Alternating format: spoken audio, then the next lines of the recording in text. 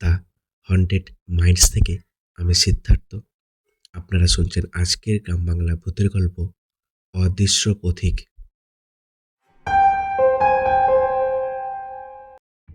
রাত তখন ঠিক 11:45। শহর থেকে অনেক দূরে বর্ধমানের একটা নির্জন গ্রাম চণ্ডীপুর। রাহুল কলকাতার এক যুবক, কাজের সূত্রে এই গ্রামে এসেছে। অফিসের কাজ শেষ হতে দেরি হয়ে গিয়েছিল আর শেষ বাসটাও মিস হয়ে গেছে। এখন একটাই উপায়, হাঁটা। লোকেরা বারবার বলেছিল এই রাস্তায় রাতের পর যেও না, ভালো না।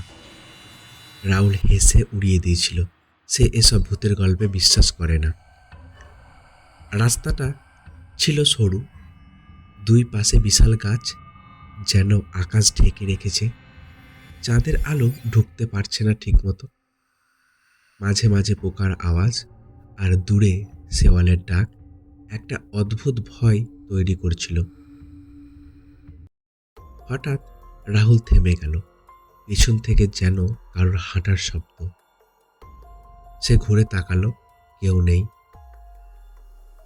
সে নিজেকে বোঝালো, আবার হাঁটতে শুরু করতেই এবার শব্দটা একদম কাছে, যেন কেউ ঠিক করে পেছনে হাঁটছে। রাহুল এবার দ্রুত হাঁটতে লাগলো, কিন্তু আশ্চর্য ব্যাপার, যত দ্রুত সে হাঁটে সেই শব্দ ঠিক তত দ্রুত হয়। সে হঠাৎ থেমে গেল, শব্দটাও থেমে গেল। এবার তার শরীর ঠান্ডা হয়ে গেল। হঠাৎ সামনে কুয়াশা জমতে শুরু করলো। এই গরমের মধ্যে কুয়াশা, কুয়াশার ভেতর থেকে একটা কণ্ঠ, খুব ধীর, কর্কশ, পিছনে তাকিও না। রাহুল ভয় পেয়ে গেল। সে নিজেকে সামলাতে না পেরে ধীরে ধীরে পিছনে তাকালো। কেউ নেই, কিন্তু মাটিতে পায়ের ছাপ, তাজা, আর সেই ছাপগুলো ঠিক তার দিকেই এগিয়ে আসছে, কিন্তু আশেপাশে কোনো মানুষ নেই। রাহুল চিৎকার করে দৌড়াতে শুরু করলো। দৌড়াতে দৌড়াতে সে একটা পুরনো ভাঙা বাড়ির সামনে এসে পড়ল। দরজাটা আধখোলা, পেছনে সেই পায়ের শব্দ। আবার ভয়ে সে বাড়ির ভেতর ঢুকে দরজা বন্ধ করে দিল। ভেতরে এক অদ্ভুত গন্ধ, পুরনো, পচা। দেওয়ালে ঝুলছে কিছু ছবি। একটা ছবিতে একটা মানুষ, চোখ দুটো অস্বাভাবিক বড় আর মুখে অদ্ভুত হাসি। ছবির নিচে লেখা 1998। দরজা নিজে থেকে খুলে গেল। হঠাৎ পিছন থেকে সেই কণ্ঠ, আমাকে কেউ দেখতে পায় না। রাহুল জমে গেল। কণ্ঠটা আবার, আমি এই রাস্তায় হাঁটতাম, একদিন কেউ আমাকে মেরে ফেলে, আমার দেহ খুঁজে পাওয়া যায়নি। আমি এখনো হাঁটি, যারা আমাকে দেখে তারা আর বাঁচে না। হঠাৎ বাতাস ঠান্ডা হয়ে গেল। রাহুল অনুভব করলো কেউ তার ঠিক পাশে দাঁড়িয়ে আছে, কিন্তু দেখা যাচ্ছে না। তুই আমাকে দেখেছিস? হঠাৎ তার গলায় যেন কেউ হাত রাখলো। সে নিঃশ্বাস নিতে পারছে না। পরের দিন সকালে গ্রামের লোকেরা রাস্তায় রাহুলের ব্যাগ খুঁজে পেল, আর কিছু দূরের মাটিতে অদ্ভুত পায়ের ছাপ। দুটো নয়, একটা জোড়া, আর একটা অদৃশ্য কারো। রাহুলের কোনো খোঁজ পাওয়া যায়নি। আজও সেই রাস্তায় রাতে কেউ গেলে পেছনে শোনা যায়, আর একটা কণ্ঠ বলে, পিছনে তাকিও না। রাহুল নিখোঁজ হওয়ার ঠিক 7 দিন পর চণ্ডীপুর গ্রামে আবার একই আতঙ্ক ফিরে এলো। এবার গল্পের কেন্দ্রবিন্দু অরিজিৎ, এক ইউটিউবার যিনি ভূতের ভিডিও বানান। রাহুলের ঘটনাটা শুনে সে ঠিক করলো ওই রহস্যের আমি ক্যামেরায় ধরব। গ্রামের সবাই তাকে সাবধান করলো, ওই রাস্তা অভিশপ্ত, ওখানে কেউ গেলে ফিরে আসে না। কিন্তু অরিজিৎ হেসে বলল, ভূত বলে কিছু হয় না। রাত 12টা, অরিজিৎ তার ক্যামেরা, টর্চ আর মাইক নিয়ে সেই রাস্তায় ঢুকলো। বন্ধুরা, আমি এখন দাঁড়িয়ে আছি সেই কুখ্যাত রাস্তায়। হঠাৎ মাইকে একটা অদ্ভুত শব্দ ধরা পড়ল, যেন কারোর নিঃশ্বাস। কিন্তু অরিজিৎ কিছুই টের পেল না। অরিজিৎ হাঁটতে হাঁটতে ভিডিও করছিল। হঠাৎ সে ফুটেজ চেক করলো আর জমে গেল। ক্যামেরায় তার পিছনে একটা ছায়া দেখা যাচ্ছে। একজন মানুষ ধীরে ধীরে তার দিকে হাঁটছে, কিন্তু বাস্তবে পেছনে কেউ নেই।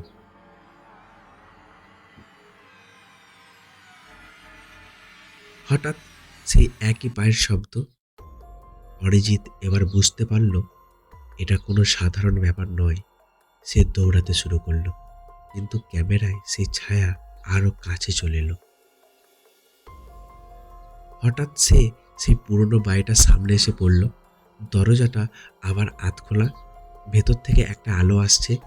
অরিজিৎ সাহস করে ভেতরে ঢুকলো।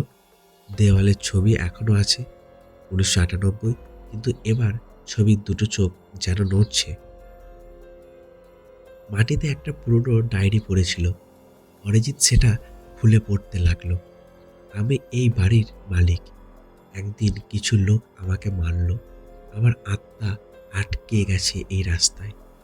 আমি একা থাকতে পারি না, তাই আমি সঙ্গী খুঁজি। যে আমাকে দেখে সে আর ফিরে যেতে পারে না। অরিজিৎ হাত থেকে ডায়েরিটা ফেলে দিল। হঠাৎ ক্যামেরা নিজে থেকে অন হয়ে গেল। স্ক্রিনে দেখা গেল অরিজিৎ দাঁড়িয়ে আছে, আর তার পিছনে একটা অদ্ভুত বিকৃত মুখ। চোখ নেই, মুখ ছেঁড়া। অরিজিৎ দৌড়াতে গেল, কিন্তু দরজা বন্ধ। হঠাৎ তার কানে ফিসফিস, তুই এখন আমার সঙ্গী। তারপর ক্যামেরা পড়ে গেল মাটিতে। Screen block. পরের দিন সকালে গ্রামের লোকেরা বাড়ির সামনে একটা ক্যামেরা খুঁজে পেল। ভিডিওটা শেষ পর্যন্ত প্লে করলো। শেষ ফ্রেমে দেখা গেল অরিজিৎ দাঁড়িয়ে আছে, কিন্তু তার চোখ দুটো একদম ফাঁকা, আর তার পিছনে কয়েকটা ছায়া। এখন সেই রাস্তায় গেলে একজন না দুজন পায়ের শব্দ শোনা যায়, আর মাঝে মাঝে ক্যামেরায় ধরা পড়ে দুটো ছায়া, একটা অমল আর একটা অরিজিৎ। চণ্ডীপুর গ্রাম এখন প্রায় পরিত্যক্ত। সূর্য ডোবার পর কেউ ঘরের বাইরে বের হয় না, কারণ সবাই জানে এই রাস্তায় এখন দুজন নয় তিনজন হাঁটে, অমল, অরিজিৎ আর রাহুল। এই ঘটনার কথা ছড়িয়ে পড়তেই এক তান্ত্রিক এলো, দেবাশিস চক্রবর্তী। লোকেরা বলে সে বহু অশুভ আত্মা মুক্ত করেছে। গ্রামের বৃদ্ধরা তাকে বলেন, ওটা কোনো সাধারণ আত্মা নয়, ওরা মানুষকে টেনে নেয়। দেবাশিস শান্ত গলায় বলল, যে আত্মা বেঁধে থাকে তাকে মুক্ত করাও সম্ভব। কিন্তু তার চোখে একটা অদ্ভুত ভয় ছিল, যা সে লুকাতে পারছিল না। অমাবস্যার রাত, দেবাশিস সেই অভিশপ্ত রাস্তায় পুজোর আয়োজন করল। চারিদিকে ধূপ, আগুন আর মন্ত্রপাঠ। হাওয়া হঠাৎ ঠান্ডা হয়ে গেল, ঝিঝি পোকার আওয়াজ থেমে গেল, পুরো জায়গা নিস্তব্ধ।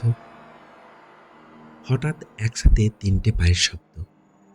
দেবাশিস চোখ বন্ধ করে মন্ত্র পড়তে লাগলো, কিন্তু শব্দগুলো আরো কাছে আসতে লাগলো। হঠাৎ আগুনটা নিভে গেল, চারিপাশে অন্ধকার। তারপর একটা কণ্ঠ, আমাদের শাস্তি চাই না,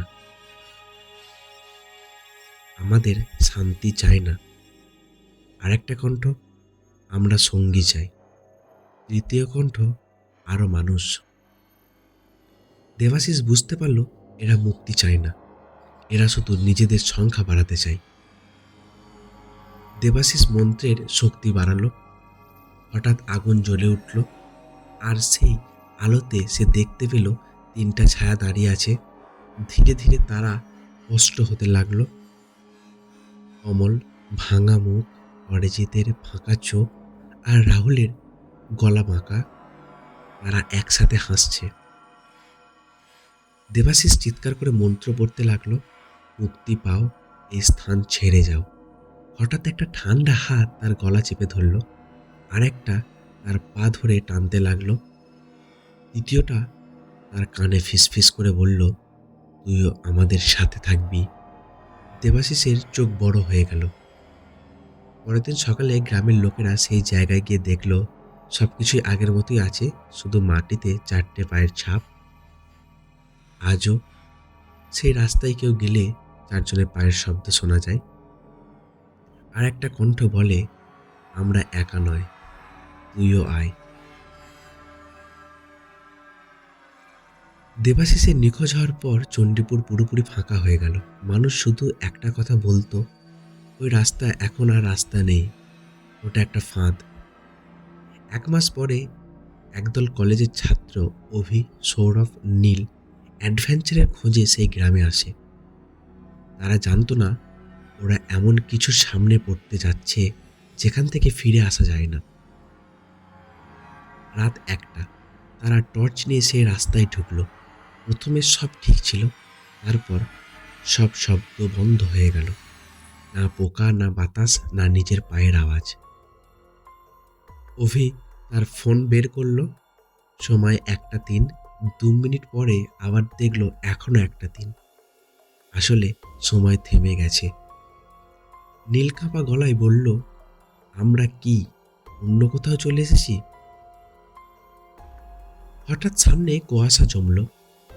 কুয়াশার ভেতর থেকে একটা নয়, অনেকগুলো ছায়া। শুধু 4জন না, 10-20 হয়তো, বা তারও বেশি। সবাই দাঁড়িয়ে আছে চুপচাপ, আর তাদের চোখ, সবাই তাকিয়ে আছে ওদের দিকে। একটা কণ্ঠ ভেসে এলো, যে এই রাস্তায় ঢোকে সে আর মানুষ থাকে না। আরেকটা কণ্ঠ বলে উঠল, আমরা সবাই একসময় তোমাদের মতোই ছিলাম। অভি চিৎকার করলো, আমাদের যেতে দাও। সব ছায়া একসঙ্গে হাসলো। ফিরে যাওয়ার রাস্তা নেই, অদৃশ্য পথিকদের আসল রূপ। হঠাৎ টর্চের আলো কাঁপতে লাগলো, আর সেই আলোতে দেখা গেল সব ছায়ার মুখ বিকৃত। কারোর চোখ নেই, কারোর মুখ ছিঁড়ে গেছে, কারোর শরীরে আধা অদৃশ্য। তাদের পা মাটিতে পড়ে না, তবু শব্দ হয়। অভি, সৌরভ, নীল দৌড়াতে শুরু করলো, কিন্তু রাস্তা শেষ হচ্ছে না। একই জায়গায় ঘুরে আসছে বারবার। হঠাৎ একটা ঠান্ডা হাত অভির কাঁধে, আর একটা নীলের গলায়। সৌরভ চিৎকার করতে গিয়ে দেখলো তার গলা থেকে কোনো শব্দ বের হচ্ছে না। হঠাৎ সব চুপ। কিছুক্ষণ পর রাস্তা শুধু কুয়াশা, আর মাটিতে নতুন পায়ের ছাপ। এবার 4টে নয়, 7টা থেকে 10টা। যদি কোনোদিন তুমি সেই রাস্তায় যাও, প্রথমে কিছুই বুঝবে না, তারপর তোমার পিছনে কেউ হাঁটবে, তারপর তুমি বুঝবে তুমি একা নও, আর একসময় তুমি দাঁড়িয়ে থাকবে অন্যদের সাথে, অন্ধকারে, কারোর জন্য অপেক্ষা করে। আজও রাতে চণ্ডীপুরে সেই রাস্তায় শুধু শোনা যায়, মনে হয় কেউ তোমার ঠিক পেছনে দাঁড়িয়ে আছে। সবাই ভাবছিল অভি, সৌরভ, নীল তারা শেষ, কিন্তু সত্যিটা অন্য ছিল। অভি চোখ খুলল, চারিপাশে অন্ধকার, না একটা ধূসর জগৎ। না দিন, না রাত, না আলো, না অন্ধকার। সে বুঝতে পারল সে আর বাস্তব জগতে নেই। তার সামনে দাঁড়িয়ে আছে অমল, অরিজিৎ, রাহুল, আর তাদের পিছনে ডজন ডজন মানুষ। সবাই চুপচাপ, কিন্তু তাদের চোখে একটা ভয়ানক শূন্যতা। অভি কাঁপা গলায় বলল, আমরা কোথায়? অমল ধীরে ধীরে হাসল, এটা সেই রাস্তার আসল রূপ। অমল বলল, এই রাস্তা আসলে একটা দরজা, যারা ঢোকে তারা এখানে আটকে যায়। আর আমরা? সে একটু থামল, আমরা আর মানুষ না, আমরা পথিক। হঠাৎ চারিপাশে একটা শব্দ। অমল বলল, এই শব্দ থামবে না যতক্ষণ না নতুন কেউ আসে। অভি বুঝতে পারল তাদের কাজ হলো নতুন মানুষকে টেনে আনা। হঠাৎ সামনে একটা দৃশ্য ভেসে উঠল। একজন বাইকার সেই রাস্তায় ঢুকছে, রাত, কুয়াশা। অমল বলল, দেখ নতুন শিকার।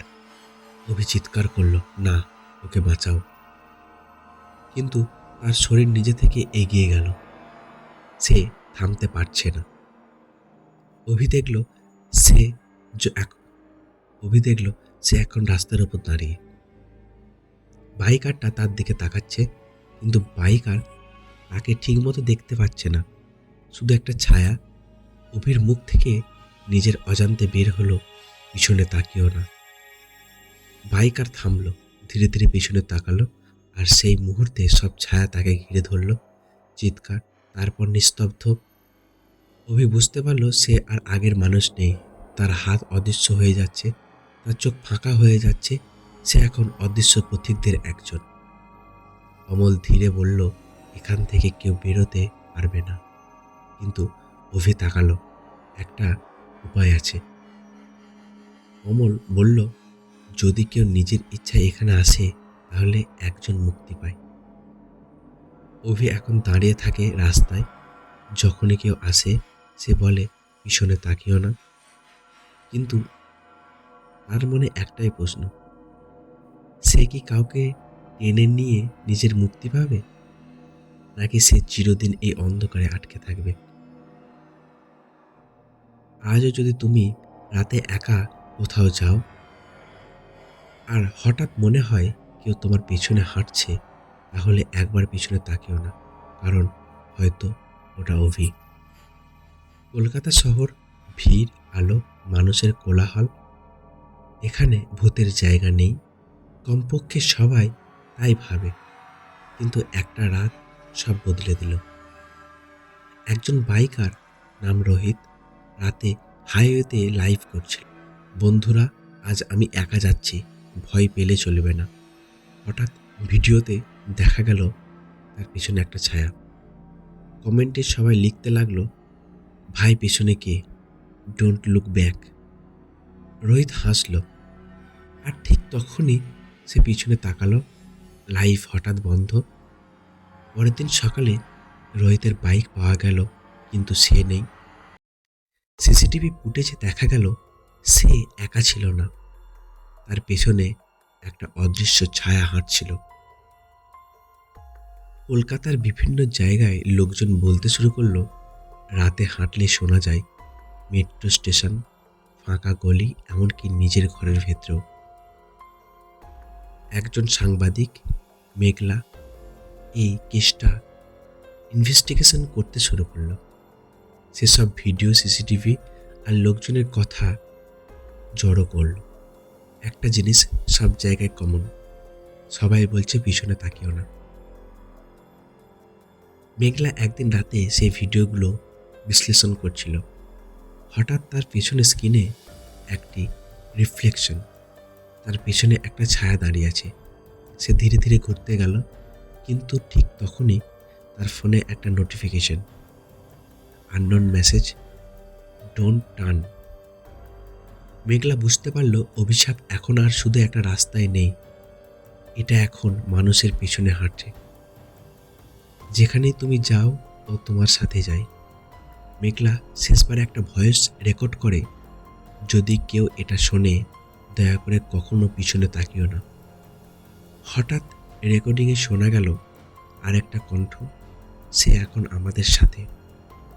আজ তুমি এখনো এই গল্পটা পড়ছো, হয়তো তুমি একা বসে আছো, হয়তো তোমার পেছনে একটা দেওয়াল, কিন্তু তুমি কি নিশ্চিত ওখানে সত্যিই কিছু নেই? যদি হঠাৎ তুমি শোনো, তাহলে পিছনে তাকিও না, কারো নাম ধরে ডাক শুনলেও না, ফোনের ক্যামেরা চালিও না, কারণ একবার দেখলে তুমিও হয়ে যাবে অদৃশ্য পথিক। গল্পটি কেমন লাগলো অবশ্যই কমেন্ট করবেন। গল্পটি ভালো লাগলে একটা লাইক করবেন। আরও এরকম নতুন নতুন ভূতের গল্প শুনতে চ্যানেলটিকে সাবস্ক্রাইব করবেন।